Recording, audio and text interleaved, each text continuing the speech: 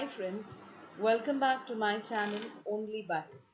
Presenting the chapter Organisms and Population, and this is the fifth part of this chapter from NCERT textbook, Unit 10 Ecology, Chapter 13 Organisms and Population. So I have already uploaded four parts of the same chapter. So please do follow the entire series so that you don't miss out a single one. And this will be surely followed by the MCQs on the same chapter. So please do check with the playlist for the same. So friends, in this unit I have started up only with organisms and population, and the MCQs part of it will soon follow. So please do follow the entire series and check with the playlist. We now come to slide number 55, 13.2.4, that is population interactions. Can you think of any natural habitat on Earth that is inhabited just by a single species? क्या आपकी नज़र में, क्या आपके जहन में कोई ऐसा नेचुरल हैबिटेट, ऐसी जगह है पूरे पृथ्वी पे जहाँ पर सिर्फ एक ही जाति के ऑर्गेनिजम्स पाए जाते हैं? There is no such habitat and such a situation is even inconceivable, यानी ऐसा कोई हैबिटेट भी नहीं है कि जहाँ पर सिर्फ एक ही जाति के सजीव दिखाई देते, और ये होना भी थोड़ा सा नामुमकिन है. For any species the minimal requirement is one more species on which it can feed. Okay, मतलब किसी भी जाति को जीवंत या क्या बोल सकते हैं जिंदा रहने के लिए और भी ऐसी कोई जाति जरूरी है जिसपे वो डिपेंड करके अपने आप को जिंदा रख सकता है. सो एक ही जाति किसी पर्टिकुलर एरिया में होना ये नामुमकिन है. Even a plant species which makes its own food cannot survive alone. It needs soil microbes to break down the organic matter in the soil and return the inorganic nutrients for absorption. यानी कोई भी हिस्से में, कोई भी area में सिर्फ एकाध प्लांट की जाति, यानी एकाध वनस्पति की जाति अकेले ही पाए जाए, ये भी होना मुमकिन नहीं है, क्योंकि वो जो प्लांट्स है वो सॉइल में, वो जो मिट्टी है, मिट्टी में जो मौजूद जो माइक्रोब्स होते हैं, सूक्ष्म जीव होते हैं, उन पे वो डिपेंड करते हैं. क्योंकि ये सूक्ष्म जीव क्या करते हैं, तो मिट्टी में मौजूद जो ऑर्गेनिक मैटर है उसे ब्रेक करके इनऑर्गेनिक फॉर्म में कन्वर्ट करते हैं, और ये इनऑर्गेनिक मैटर को एब्सॉर्ब करने के बाद वो प्लांट्स ग्रो होने लगते हैं. इसीलिए ऐसा तो मुमकिन ही नहीं है कि प्लांट की भी कोई जाति हो जो अकेले एक हैबिटेट में रह सके जिंदा.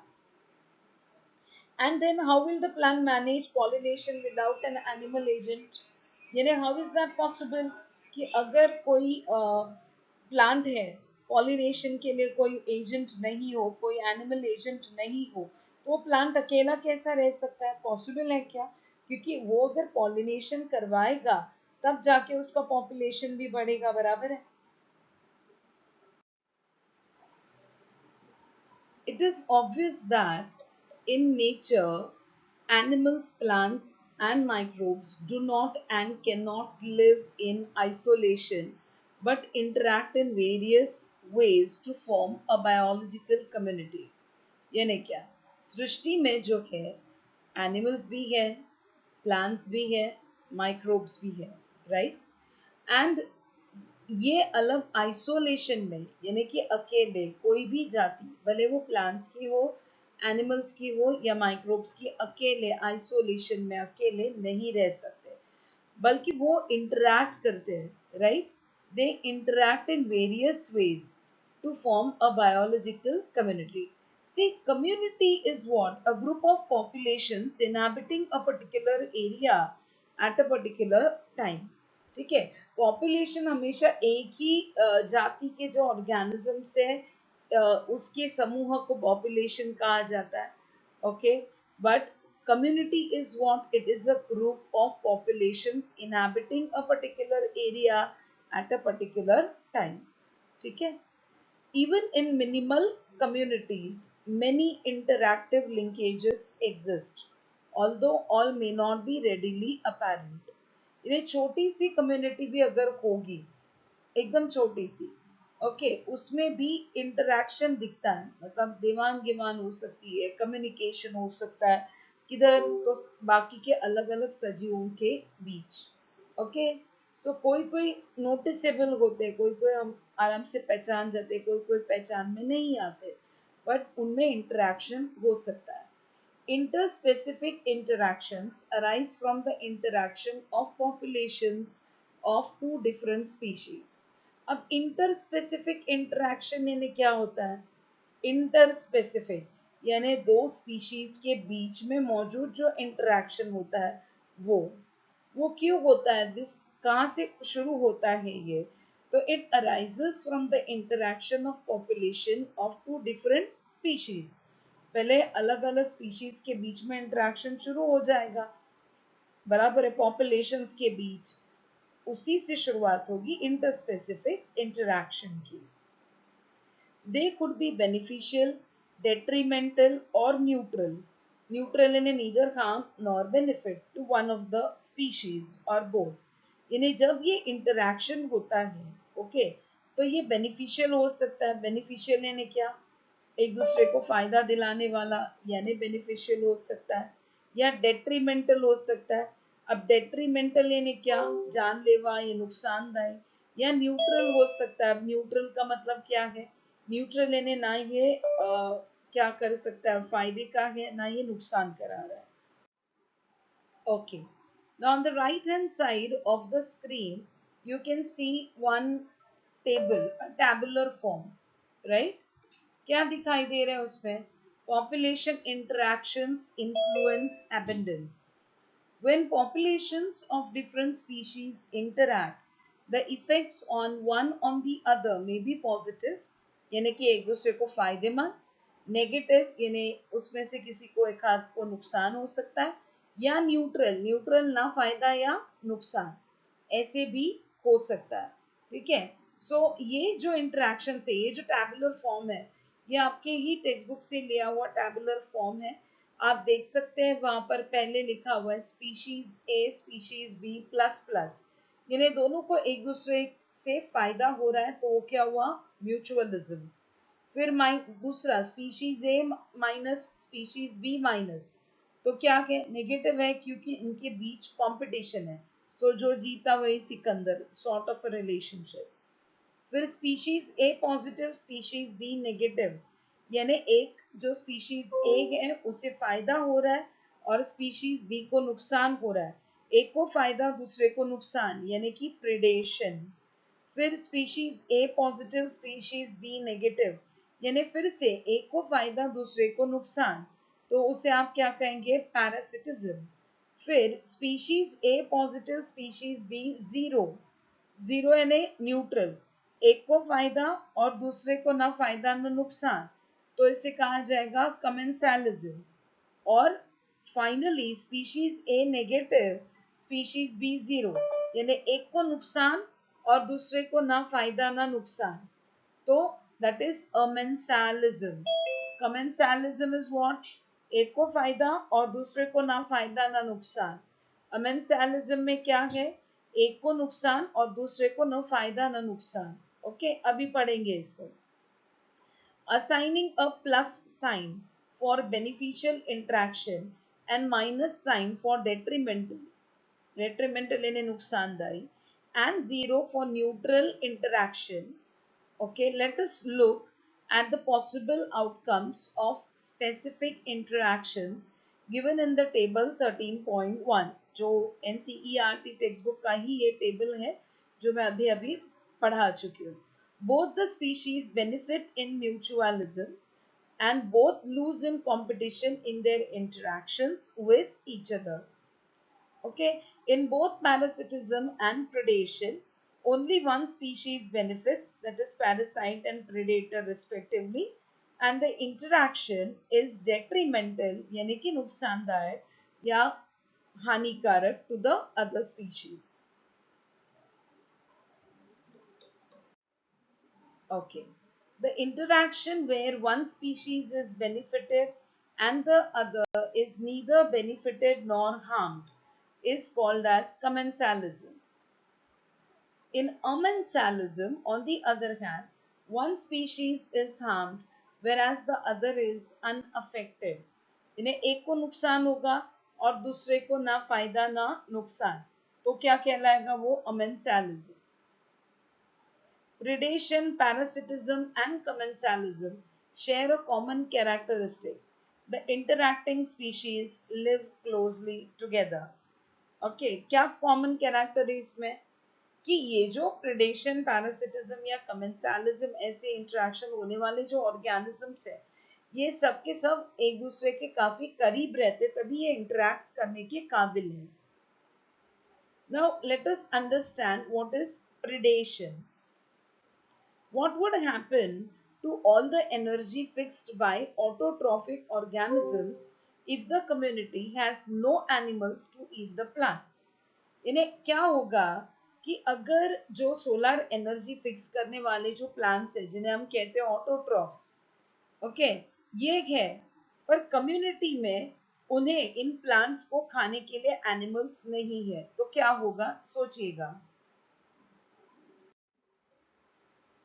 When we think of predator and prey, most probably it is the tiger and the deer that readily come to our mind. But a sparrow eating any seed is no less a predator. यानी क्या? जब भी हम भक्षक और भक्ष्य ये सोचते हैं, तो सबसे इम्पोर्टेंट जो आसानी से एक एग्जाम्पल दिमाग में आ जाता है वो कौन सा है? शेर और डियर. शेर डियर को खा जाता है. हम लोग कई बार ये डिस्कवरी चैनल पे या एनिमल प्लैनेट पे देखते हैं, राइट? तो वही दिमाग में आ जाता है. पर जहां पर एक चिड़िया एक छोटा सा सीड खा रही हो, तो वो भी प्रेडेटर के समान है. ओके, क्योंकि वो कुछ एक व्हाट यू कैन से एक लाइव जो प्लांट होने वाला था उसे खा रही है, right? Although animals eating plants are categorized separately as herbivores, they are in a broad ecological context not very different from predators. यानी आपको मालूम है शाकाहारी हम जिसे कहते हैं हर्बीवोरस. हर्बीवोरस एनिमल्स क्या होते हैं? जो प्लांट्स को खाते हैं वो हर्बीवोरस होता है, बराबर है? ओके, पर ये प्लांट को खा रहे, प्लांट भी तो एक जीव है. सो अगर इस रिलेशनशिप को सही मायने में देखा गया तो ये प्रेडेटर से कोई अलग रिलेशन तो नहीं नजर आता. Besides acting as conduits for energy transfer across trophic levels, predators play other important roles. यानी क्या? Besides acting as conduits for energy transfer, यानी एक जरिया होता है एनर्जी को एक लेवल से दूसरे लेवल में ट्रांसफर कराने के लिए, जैसे हम कहते हैं ट्रॉफिक लेवल. अब यहाँ पर याद रखिएगा, the word trophic means feeding. So across different trophic levels यानी across different feeding levels. Okay, so predators have a very very important role to play because उन्हीं के जरिए भी एनर्जी की ट्रांसफर होते हुए नजर आता है. They keep prey populations under control. Okay, जो छोटे छोटे एनिमल्स है उनका पॉपुलेशन वो कंट्रोल में रखते हैं. यानी जो सृष्टि का बैलेंस है, इस बैलेंस को मेंटेन कराने के लिए ये बहुत काम के होते हैं. ठीक है.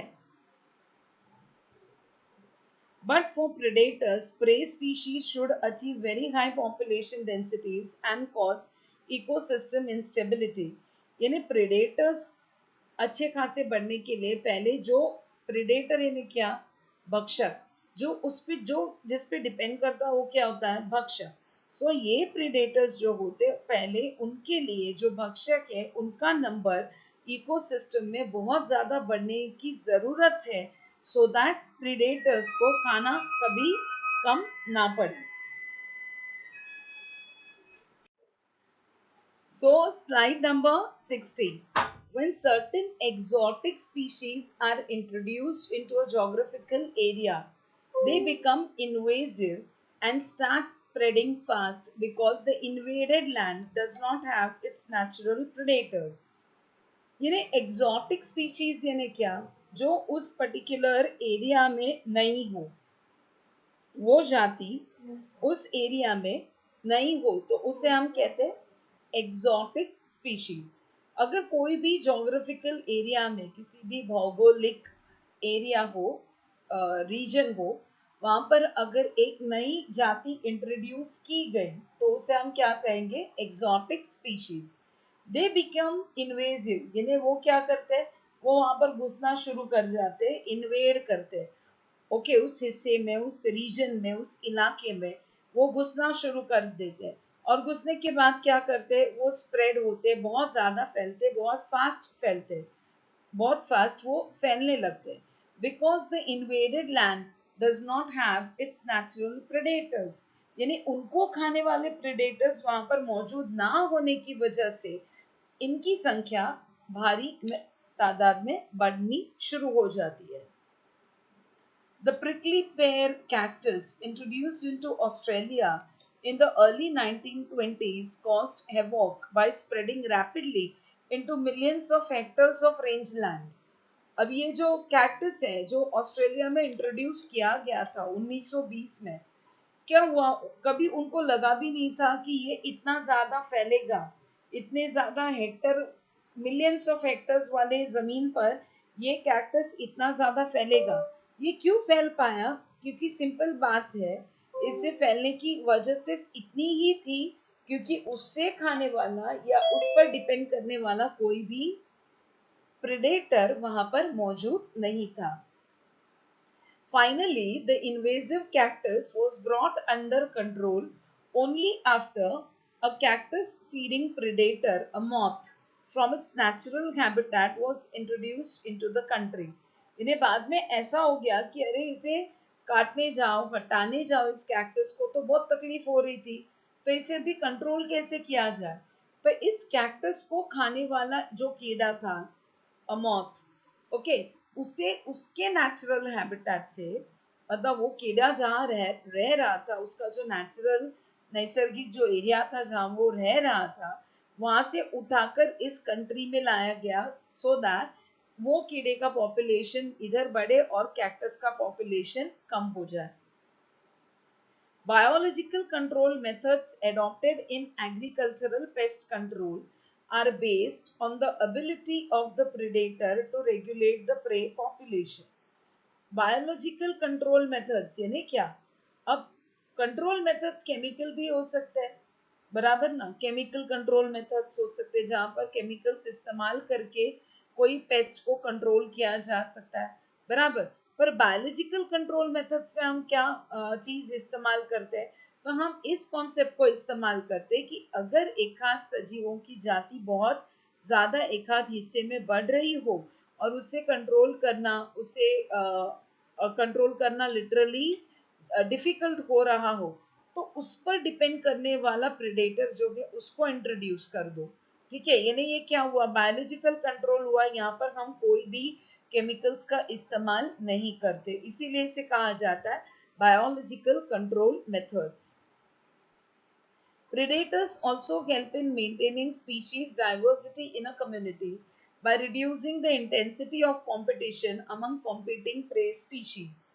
यानी क्या, प्रिडेटर्स जो होते हैं ये क्या करते हैं, जो सजीवों की जो डाइवर्सिटी है, जो विविधता है किसी भी कम्युनिटी में, इसे बढ़ाती है, इसे मेंटेन भी करती है। और फिर कंपटीशन जो होता है अलग अलग ऑर्गेनिजम्स के बीच भक्ष्य के लिए, वो कंपटीशन भी, कंपटीशन की जो इंटेंसिटी है, ओके, इसको भी ये कम कर देता है। In the rocky intertidal communities of the American Pacific coast, the starfish Pisaster is an important predator. यानी क्या, जो इंटरटाइडल कम्युनिटी है, मतलब टाइड्स जो लहरें होती है, रॉकी इंटरटाइडल कम्युनिटी जो होती है अमेरिकन पैसिफिक कोस्ट, वहाँ उस समंदर के उस पर्टिकुलर हिस्से में स्टारफिश एक इम्पॉर्टेंट प्रेडेटर है। कौन सा स्टारफिश, तो पिसास्टर। ओके, ये आता है कभी कभी एमसीक्यूज में। In a field experiment when all the starfish were removed from an enclosed intertidal area, more than 10 species of invertebrates became extinct within a year because of interspecific competition. यानी जब तक starfish था तब तक कोई problem नहीं था, okay, पर जब वहां से पूरे स्टारफिश को हटा दिया गया तो क्या हुआ, स्टारफिश के हटने के बाद और कम से कम 10 जातियों के जो इन्वर्टिब्रेट्स थे वो पूरी तरह से 1 साल के अंदर नष्ट हो गए। अब क्यों नष्ट हो गए? क्योंकि उनके बीच आपस में कंपटीशन शुरू हुआ। सो इंटर स्पेसिफिक कंपटीशन शुरू हुआ और इसकी वजह से क्या हुआ, तो 10 जातियों से भी ज्यादा जाति जो है वो एक्सटिंक्ट हो गए, ये पूरी तरह से लुप्त हो गए। If a predator is too efficient and overexploits its prey, then the prey might become extinct, and following it, the predator will also become extinct for lack of food. यानी क्या? अगर कोई भक्षक है जो बहुत ज्यादा वो भक्षक को खाते जा रहा है, ओके, मतलब जरूरत से ज्यादा खा रहा है, तो क्या होगा, एक वक्त ऐसा आएगा कि वो जो भक्षक है उसकी संख्या कम होते होते पूरी शून्य हो जाएगी, एक्सटिंक्ट हो जाएगा। अब उसके पास यानी कि भक्षक के पास अभी अगर खाने के लिए भक्ष्य अवेलेबल ही नहीं हो, उपलब्ध नहीं हो, तो क्या होगा, प्रेडेटर भी धीरे धीरे मारा जाएगा। क्यों? क्योंकि उस वो भूखा मरेगा, lack of food. This is the reason why predators in nature are prudent. Prey species have evolved various defenses to lessen the impact of predation. Okay, predators जो है इसीलिए ऐसा नहीं करते कि पूरा भक्ष्य जो है एक ही साथ खा लिया और बाद में खुद भी खत्म हो गए, ऐसे नहीं होता। ओके, और जो भक्षक है ये भी एक अलग अलग तरीके अपनाते हैं डिफेंस के लिए, यानी खुद के बचाव के लिए, सो दैट ये जो प्रेडेटर्स है इन्हें पूरी तरह से भी मतलब क्या बोल सकते हैं, सक्सेसफुल हम नहीं करेंगे तो क्या होगा, but obviously predator pray relationship है वो काफी अच्छी तरह से वहां पर मेंटेन हो जाएगा। Some species of insects and frogs are cryptically colored, that is camouflaged, to avoid being detected easily by the predator. यानी कोई कोई इंसेक्ट्स जो होते हैं, कीड़े जो होते हैं या फ्रॉग्स मेंढक जो होते हैं, इनका कलर जो होता है, नेचुरल रंग जो होता है, वो आजू बाजू वाले सराउंडिंग्स जैसा होता है, ताकि वो सराउंडिंग्स में आपस में ऐसे जब बाजू में रहेंगे भी तो वो ठीक तरह से दिखाई नहीं देंगे प्रेडेटर को, यानी भक्षक को। तो अगर वो दिखाई नहीं देंगे तो पकड़ में नहीं आएंगे और उनका सर्वाइवल जो है वो थोड़ा सा और बढ़ जाएगा। Some are poisonous and therefore avoided by the predators. यानी क्या, कोई कोई भक्ष्य जो होते हैं ये पॉइजनस होते हैं, इनमें क्या होता है, जहर होता है। इनमें जहर होने की वजह से भी वो जो भक्षक है उसे पूरी तरह से अवॉइड करना शुरू कर देता है। The monarch butterfly is highly distasteful to its predator, that is bird, because of a special chemical present in its body. Interestingly, the butterfly acquires this chemical during its caterpillar stage by feeding on a poisonous weed.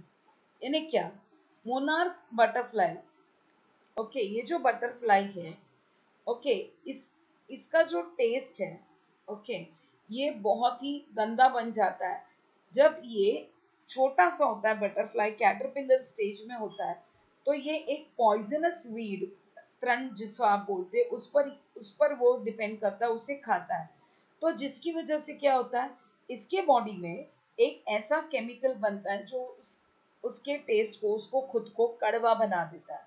वो पूरी तरह से कड़वा बनने की वजह से वो जो पंछी है जो पहले बटरफ्लाई को खाया करता था, उस पंछी को ये बटरफ्लाई बाद में खाने के लिए बिल्कुल पसंद नहीं आता। सो बट ऑब्वियसली इससे होगा क्या, तो बटरफ्लाई का पॉपुलेशन बढ़ेगा, है ना। सो ये क्या हुआ, ये एक तरह के का अडेप्टेशन है जिंदा रहने के लिए, ये भी हम कह सकते हैं। For plants herbivores are the predators. जैसे प्लांट्स पर डिपेंड रहने वाले कौन से ऑर्गेनिजम्स है, तो हर्बीवोर्स। तो हर्बीवोर क्या करता है, प्लांट को खाता है। So herbivores are the predators of plants, मतलब प्लांट्स बने प्रे।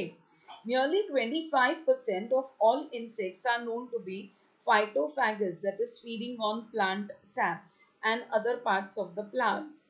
Okay, so यहाँ पर दो चीजें आपने याद रखनी है।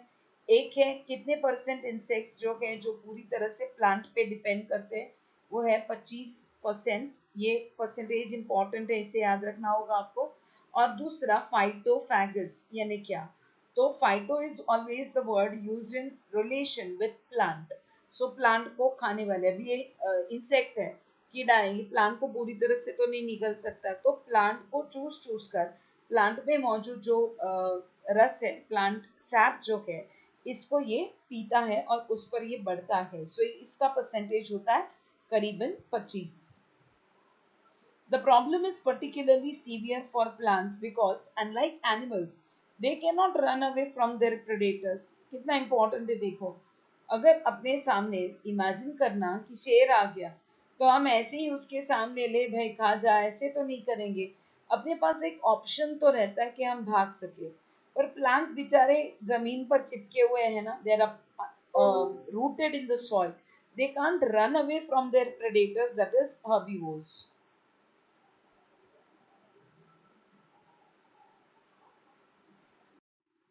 So, plants therefore have evolved an astonishing variety of morphological and chemical defenses against herbivores. यानी जैसे इंसेक्ट्स में या एनिमल्स में अलग अलग मैकेनिज्म है अपने आप को बचाने के लिए ताकि वो और जिंदा रह सके, वैसे प्लांट्स में भी एक अलग अलग मॉर्फोलॉजिकल और केमिकल डिफेंसेस ने आपको खुद को बचाने के लिए कुछ ना कुछ प्लान्स भी करते. किसको बचाते? खुद को. किसके अगेंस्ट? तो हर्बीवोर्स के अगेंस्ट. हर्बीवोर्स कौन है? जो एनिमल्स प्लांट्स खाते हैं, प्लांट्स पर डिपेंड करते हैं, उन्हें हम कहते हैं herbivores. Thorns like acacia cactus are the most common morphological means of defense. ये जो कांटे होते हैं जो भी प्लांट्स में, तो वो एक क्या है, मॉर्फोलॉजिकल यानी स्ट्रक्चर में आने वाला एक चेंज है, वो खुद के डिफेंस के लिए प्लांट्स करवाते हैं. ठीक है. Many plants produce and store chemicals that make the herbivore sick when they are eaten, inhibiting feeding or digestion and disrupt its reproduction or even kill it. यानी बहुत सारे ऐसे भी प्लांट्स हैं जो कोई केमिकल्स को अपने आप में स्टोर करते हैं. ये केमिकल्स जब मतलब इन प्लांट्स को हर्बीवोर्स खाते हैं, तो ये केमिकल्स हर्बीवोर्स के बॉडी में चले जाते हैं और जिसकी वजह से वो हर्बीवोर सिक यानी कि वो बीमार गिरते हैं. अब जो वो बीमार होंगे उसे खाने के बाद, तो अगली बार ये इन्हें खाने से खुद को रोक देते हैं. ओके. क्योंकि उन्हें वो डाइजेस्ट नहीं होगा, हजम नहीं होगा, या उससे इनका प्रजनन जो है एनिमल्स का वो भी असर कर सकता है, या कोई कोई हर्बीवोर्स को ये केमिकल्स की वजह से इतना ज्यादा नुकसान हो सकता है कि वो मारे भी जा सकते हैं उसमें. You must have seen the weed Calotropis growing in abandoned fields. ये आपने देखा होगा कैलोट्रोपिस को, जहाँ पर फील्ड में और कुछ भी नहीं दिखाई देता, मतलब ग्रो होते हुए, वहां पर हमें ये कैलोट्रोपिस कई बार दिखाई देता है. The plant produces highly poisonous cardiac glycosides, and that is why you never see any cattle or goats browsing on this plant.